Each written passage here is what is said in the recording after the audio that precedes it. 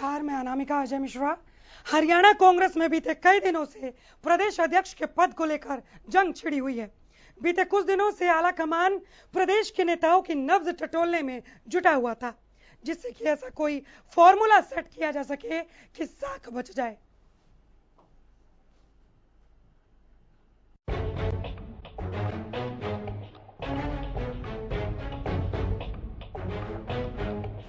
खत्म हुआ घमासान, उदय भान को कमान।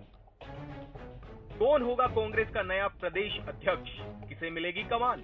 इन सवालों ने हरियाणा कांग्रेस की राजनीति में बीते कुछ दिनों से हलचल मचा रखी थी, लेकिन आला कमान के ऐलान ने इन सवालों का जवाब दे दिया है। जी हां, पूर्व सीएम भूपेंद्र हुड्डा के करीबी और 4 बार विधायक रहे उदय भान को हरियाणा कांग्रेस की कमान सौंप दी गई है।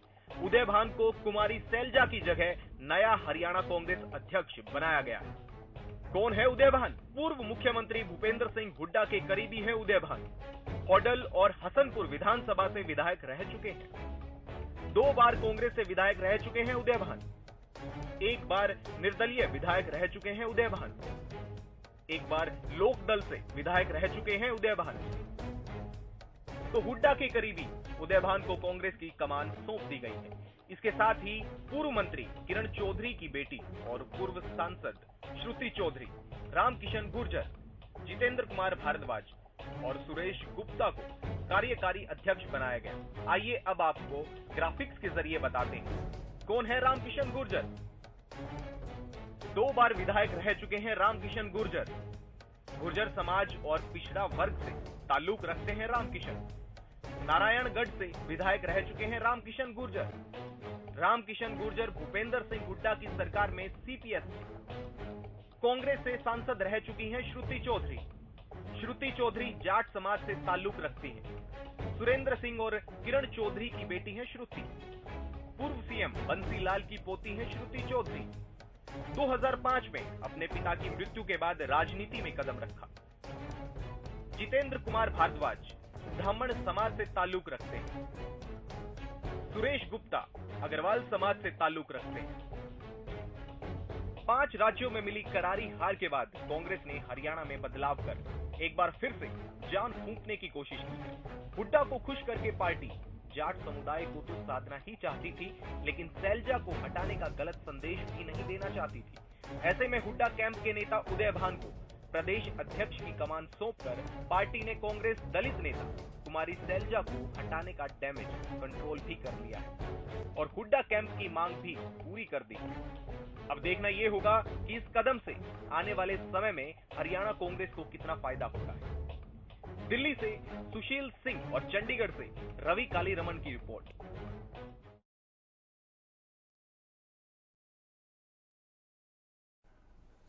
तो उदय भान को कमान खत्म होगा क्या घमासान? आइए जानने की कोशिश करते हैं।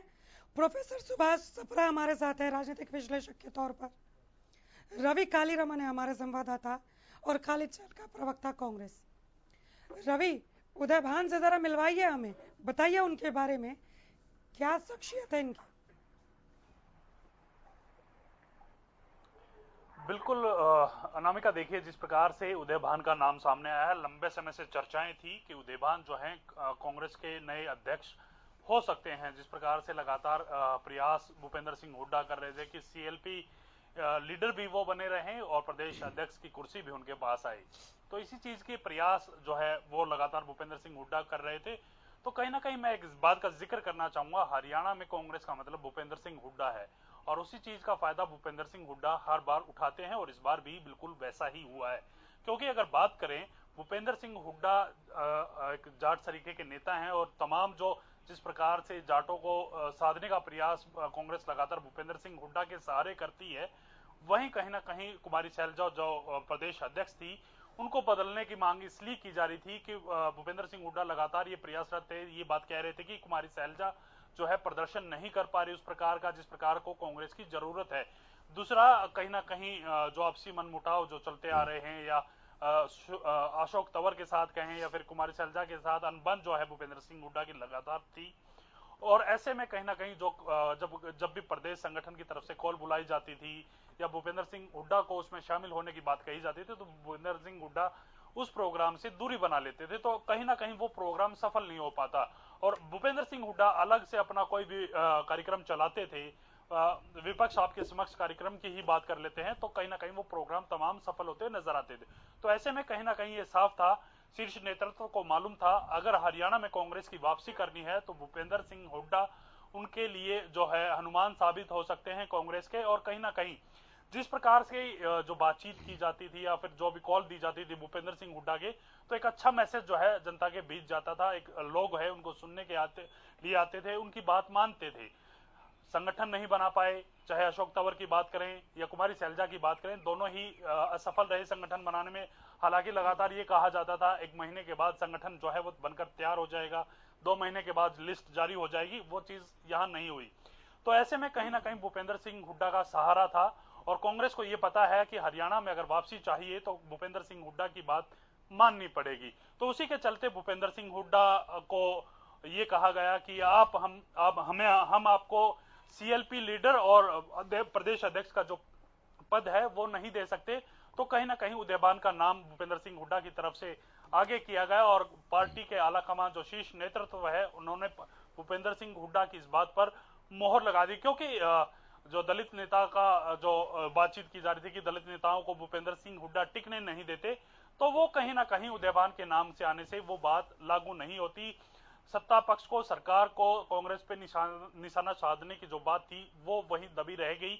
और ऐसे में कहीं ना कहीं जिस प्रकार से दलित नेता की जो बात की जाती थी, वो दलित नेता उदयभान भी हैं और कुमारी शैलजा भी है। तो कुमारी शैलजा को हटाकर उदयभान को बनाया गया। और अशोक तंवर भी थे, अच्छा एग्जाम्पल बीते कुछ समय से बिल्कुल सेट नहीं किया है प्रदेश कांग्रेस ने। सप्रा साहब, ये क्यों कहा जा रहा है माफ कीजिएगा, ये क्यों कहा जा रहा है कि एक और दलित नेता को राजनीति निगल गई और एक कतार में चलने वाले नेता को तख्त मिल गया?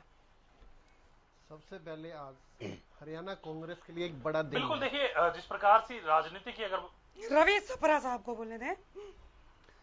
सबसे पहले आज हरियाणा कांग्रेस को हम बधाई देते हैं, आज उनके लिए बड़ा दिन है।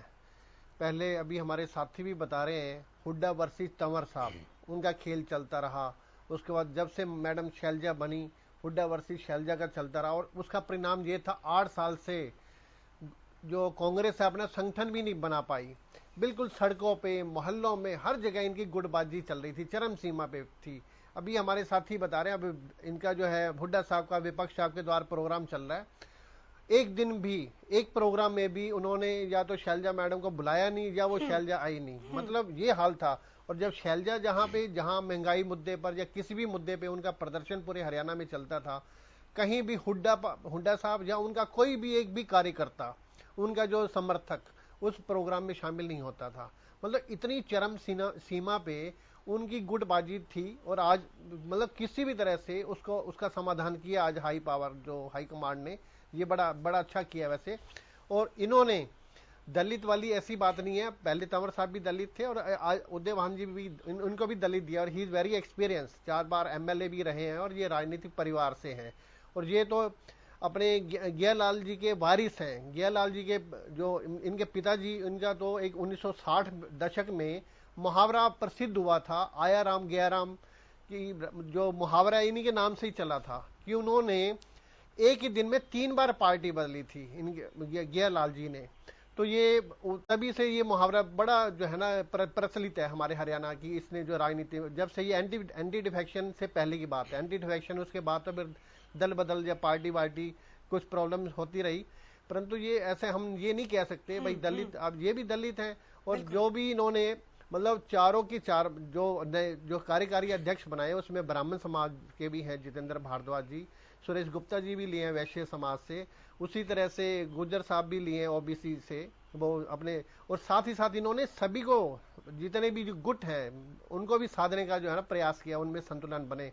किरण चौधरी जो है वो भी बड़ी नेता है, उनकी बेटी को उन्होंने बनाया। इसी तरह से जितेंद्र भारद्वाज जी हुड्डा समर्थक है, उनको भी लिया है। गुज्जर जो रामकिशन गुज्जर जी लिए, वो शैलजा के समर्थक है, उनको भी लिया। मतलब गुटबाजी भी खत्म करने के लिए, गुटबाजी भी खत्म करने के लिए, साथ ही साथ जो जातिवाद है उसको भी खत्म हो, मतलब सभी को, साथ साथ दलित का प्रधान भी बनाया, मतलब सभी को इन्होंने साधा है, सभी उदय भान को मेन जिम्मेदारी एक संतुलन बना रहे हैं। कुमारी शैलजा को हटाया तो उदय भान को दिया, कहाँ खत्म किया सुभाष जी, कहाँ खत्म किया? अगर कुमारी शैलजा को हटाया तो उसी वर्ग से उदय भान को बनाया सुभाष जी। हाँ जी, नहीं वो भी दलित है, वो भी दलित है, इसमें कोई दलित नेता है, ये तो टाइम के हिसाब से बदलाव होता रहता है। और ये सबसे बड़ी बात है, उदय भान जी हुड्डा साहब के बिल्कुल जैसमैन है, उनके समर्थक है। और अभी 1-2 दिनों में समक्ष साहब के द्वार देखो फरीदाबाद में होने वाला है, और उदय भान जी वहीं मिलेंगे आपको, जहां पे शैलजा मैडम किसी भी एक प्रोग्राम में शामिल नहीं थी। ये गुटबाजी खत्म होगी, इसी हमें उम्मीद है इससे। बिल्कुल शैलजा युग का अंत हो गया, अब लग रहा है कांग्रेस की नैया पार होगी। नहीं, सबसे पहले तो मैं अनामिका शैलजा जी ने जो 3 साल का कार्यकाल रहा, उनको पिछले विधानसभा में पार्टी का अध्यक्ष बनाया गया और उनके नेतृत्व में हमने विधानसभा चुनाव लड़ा। ठीक है, जहां भाजपा ये कहती थी कि हम 70 से पार जाएंगे और जो उनका सहयोगी दल है वो कहते थे उनको जमुना से पार ले जाएंगे, हमने मजबूती से चुनाव लड़ा। 3-4 हजार वोट का हेर-फेर हुआ, न तो हम पिछली बार सत्ता में होते। तो मैं समझता हूँ कि शैलजा जी का नेतृत्व 3 साल का रहा, उन्होंने एक एक कार्यकर्ता को, गांव के गली के कार्यकर्ता को पार्टी की नीतियों के साथ, पार्टी की विचारधारा के साथ और पार्टी के कार्यक्रमों के साथ जोड़ने का प्रयास किया और लगातार वो कर रही थी। तो मेरी सबसे पहले उनको उनके कार्यकाल के लिए बहुत बहुत शुभकामनाएं हैं और उनका आभार है कि उन्होंने कार्यकर्ताओं को सम्मान किया। अब आने वाले अध्यक्ष की जो हमारे नए अध्यक्ष बने हैं पार्टी के, तो मैं ये कहना चाहूंगा कि जो जिस तरह से हम शैलजा जी के नेतृत्व में सरकार के खिलाफ जनता की लड़ाई लड़ रहे थे, उसी तरह से हम ये लड़ाई जारी रखेंगे। अब ये है कि हमारी टीम और थोड़ी बड़ी हो गई है और इसमें 4 कार्यकारी अध्यक्ष हो गए हैं, तो मैं समझता हूं कि इसमें और धार हो सकता है कि इसमें और धार आ जाए और एक मजबूत विकल्प जो हम हरियाणा की जनता के लिए देने का प्रयास कर रहे थे, हम उसको दे पाएंगे।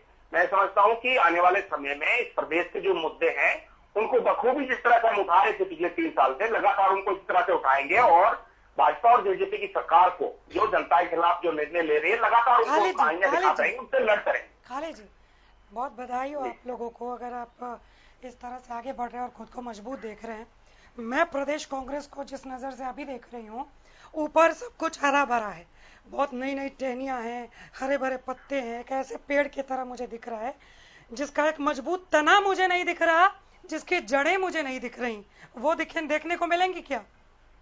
देखिए अनामिका, लगातार मैंने आपको बताया, जब हमने पिछला चुनाव लड़ा, आपको अच्छे आंकड़े अच्छी तरह से याद है, मात्र 2 से 3 हजार वोट का फर्क था कांग्रेस और सत्ता के बीच में। तो वो अगर आपको ऐसा लगता है, जहां मीडिया और दूसरे राजनीतिक दल ये कह रहे थे कि कांग्रेस अच्छा प्रदर्शन नहीं कर पाएगी, वहां बिल्कुल नजदीक पहुंच गए थे सत्ता के और सत्ता के करीब रहकर हम 2-3 हजार वोट से रह गए।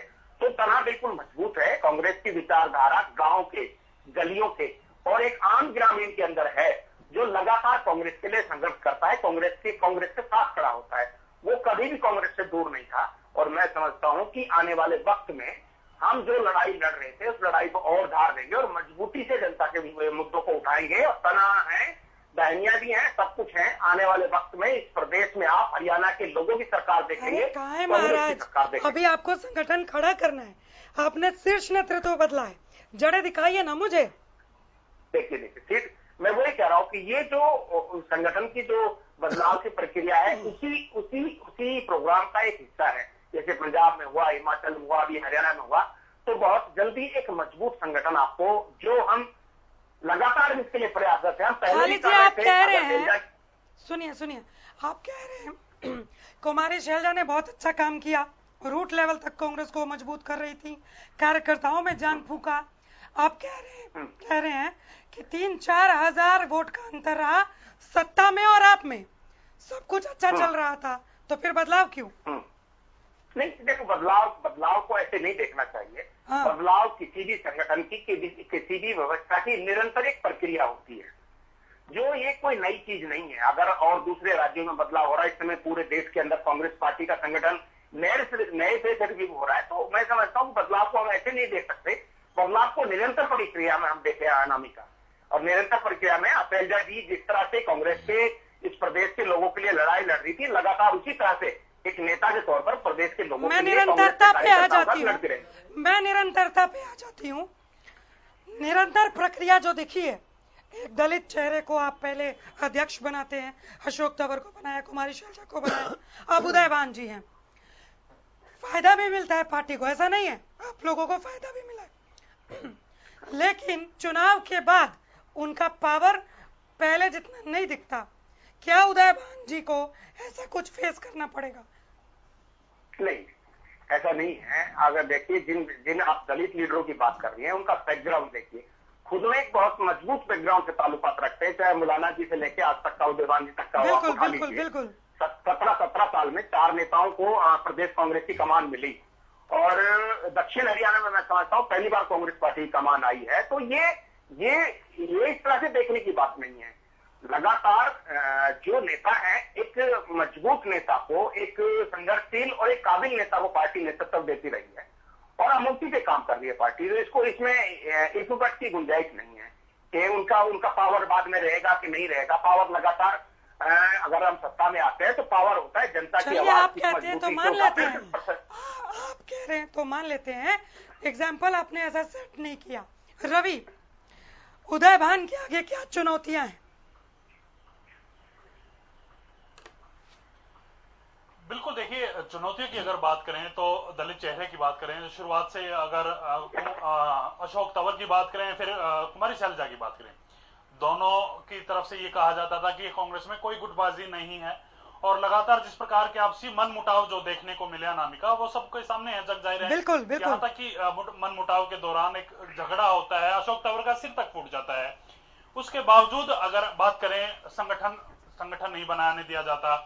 उसके बाद फिर कुमारी शैलजा को प्रदेश अध्यक्ष बना दिया जाता है। उसके बाद वो भी लगातार प्रयास करती रहती हैं कि आज संगठन बने, इस प्रकार की चीजें हैं। तो उनको भी 3 साल तक संगठन नहीं बनाया दिया जाता। जिस प्रकार से चहलगा साहब कह रहे हैं कि 2 से 3 हजार का फर्क रहा वोटों में, वो फर्क सिर्फ 2 से 3 हजार का हम मान भी लेते हैं, लेकिन क्या आपको संगठन बनाने की जरूरत नहीं है? ग्रास रूट पर काम करने की जरूरत नहीं है? क्या आपके जो लोग हैं वो निचले स्तर तक जाए? भाजपा की अगर बात करें तो उनके पन्ना प्रमुख तक बने हुए हैं, आप जिला अध्यक्ष भी नहीं बना सके। दूसरी बात, अब उदयभान को अध्यक्ष पद जो है वो नवाजा गया, उनको अध्यक्ष बना दिया गया है। अब उनके लिए सबसे बड़ी चुनौती ये है, या तो वो भूपेंद्र सिंह हुड्डा के हिसाब से काम करें, या फिर वो अपने हिसाब से काम करेंगे। तो क्या इस चीज की गारंटी है कि आने वाले जो पिछले जो नेता हैं उनके तरह उदयभान के साथ नहीं हो, उनको संगठन ना बनाने दिया जाए? या फिर ये कह लीजिए कि उदयभान सिर्फ एक कठपुतली के तौर पर प्रदेश अध्यक्ष बनाए गए हैं? ये चीजें देखने वाली बात है। आगे आने वाले समय में ये चीज साफ होगी कि उदयभान किस प्रकार से काम करते हैं, खाली जी जवाब के कहने पे काम करते हैं या अपने हिसाब से काम करते हैं। एग्जैक्टली, खाली जी जवाब। देखिए अनामिका, फ्यूचर की चीजों पर मैं समझता हूँ कि हम अभी कोई फैसला ले लें, या कोई अपने मन में महाराज फ्यूचर के लिए तो लिया है फैसला। सुनो तो, फ्यूचर अपने मन में कोई विचार, फ्यूचर के लिए ही तो लिया है फैसला। सुनो तो सही, अपने मन में कोई विचार आज से बना के रख ले कि ऐसा होगा तो ऐसा हो सकता है, ऐसा होगा तो ऐसा हो सकता है। तो मैं समझता हूँ कि ये उचित नहीं है। कांग्रेस पार्टी का जो मुख्य उद्देश्य है, खाली जी ये चीजें आपकी पार्टी में पहले हो चुकी हैं, तब ये सवाल किया गया है। प्रदेश के लोगों की आवाज कैसे उठाई जाए, ये हमारा मुद्दा है। और मुद्दे इस समय प्रदेश में क्या है? ये आपने एग्जाम्पल सेट किया है कि उदयभान होंगे तो पार्टी मजबूत होगी, शैलजा जाएंगी तो पार्टी मजबूत होगी। तो ऐसा होगा तो वैसा हो सकता है, वैसा होगा तो ऐसा हो सकता है। ये तो आप कह रहे हैं, ये तो आप कह रहे हैं। बदलाव निरंतर प्रक्रिया का एक हिस्सा है। इसको हम कोई मन में कोई विचार नहीं बना सकते, और हम ये कहते हैं, आपको मजबूती के साथ कहते हैं कि पूरी कांग्रेस पार्टी कल भी एक साथ खड़ी थी। हमारे लिए क्या क्या खबरें बनाई जाती है, दिखाई जाती है, हमें उसकी परवाह नहीं है। हम कांग्रेस जो है जनता की लड़ाई लड़ रही है, लड़ती रहेगी। माफ कीजिएगा, खबरें बनाई जाती है जब तक लड़ेगी, जब तक मीडिया की रसोई में जन विरोधी सरकार को हरियाणा कांग्रेस के लिए खबरें पकाई नहीं जाती सर, और यकीन मानिए जरूरत भी नहीं है, अपने आप खबरें देते हैं। रवि अनामिका, खालिद जी कह रहे हैं कि खबरें बनाई जाती हैं, खबरें पकाई जाती हैं। ये खबरें बनाने का काम कौन करता है? खबरें पकाई कैसे जाती हैं? जब आप अशोक तंवर का सिर फोड़ते हैं तो खबरें तो बनेंगी भाई साहब। और दूसरी बात, जब आप शैलजा को संगठन नहीं बनाने देती तो खबरें तो आएंगी। जब आपके जो प्रदेश के प्रभारी हैं वो ये कह देते हैं कुछ लोग राजनीतिक महत्वाकांक्षाओं के चलते पार्टी में संगठन नहीं बनाने देते, तो खबरें तो बनेंगी। आपके प्रभारी हैं विवेक बंसल, हमारे कार्यक्रम टू द पॉइंट में उन्होंने साफ बोला है। आप कैसे कह सकते हैं कि खबरें बनाई जाती हैं भाई साहब? खालिद जी, प्रभारी को भी प्रभारी मैंने आप ही के चैनल पे हमारे माननीय प्रभारी बंसल जी का बयान सुना था। उन्होंने कहा था कि हमने पूरे सभी नेताओं से चर्चा करके, सभी नेताओं का समावेश करके एक नया संगठन बनाया। प्रभारी को दरकिनार नहीं किया गया। आपसे 2 घंटे पहले आपके चैनल पे बोल रहे थे। तो मैं समझता हूं कि ये संगठन जो है प्रदेश के लोगों की आने वाले वक्त की लड़ाई को लड़ने के लिए बनाया गया है और कार्यकर्ताओं का ज्यादा बड़े लेवल पे समावेश किया गया है। इसलिए 4 कार्यकारी अध्यक्ष बनाए गए हैं। और शैलजा जी की जहां तक बात है, शैलजा जी जिस मजबूती से इस प्रदेश के लोगों की आवाज लड़ रही थी, जिस मजबूती से कार्यकर्ता को ताकत दे रही थी, वो लगातार निरंतर जारी रखेंगी। और कांग्रेस के हित में शैलजा जी की अगर बात करेंगे, शैलजा जी कांग्रेस की मतलब उनका ये उनके लिए कह देना कि आप मतलब वो खुद में एक सिंबल है। वो मतलब खुद में एक उनके अंदर कांग्रेस में पैदा हुई है, कांग्रेस की गॉड में पैदा हुई है। तो उनके लिए हमारे मन में कोई विचार उनको हटाया गया, कमजोर किया गया। वो जिस मजबूती से प्रदेश के लोगों की लड़ाई लड़ रही थी, इसी मजबूती से प्रदेश के नेताओं के साथ प्रदेश के लोगों की लड़ाई लड़ती रहेगी। ये सच्चाई है। हमारे साथी जो माननीय कांग्रेस प्रवक्ता हैं वो बिल्कुल अपनी कमी को मानेंगे ही नहीं। वो ठीक है, एक बड़ी नेता है हमारे मैडम शैलजा, केंद्र में मंत्री भी रही हैं और सांसद भी रही हैं कई बार। परंतु जो हाल पिछले 3 साल में जो किया है यहाँ हुड्डा वर्सेस शैलजा मैडम के, ये सभी दुनिया ने देखा है, आप माने या नहीं माने।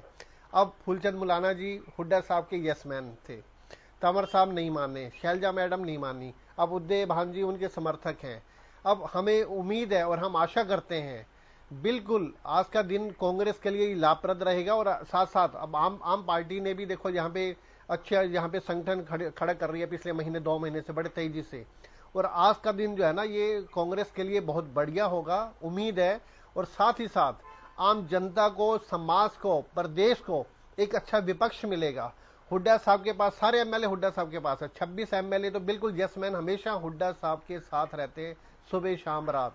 अब उदय भान जी भी बिना हुड्डा साहब के कोई काम तो कर ही नहीं पाएंगे, उनको यस मैन बिल्कुल बन के रहना पड़ेगा। और आज हुड्डा मीन कांग्रेस और कांग्रेस मीन हुड्डा, हुड्डा मीन माननीय भूपेंद्र सिंह हुड्डा जी, तो यही रहेगा।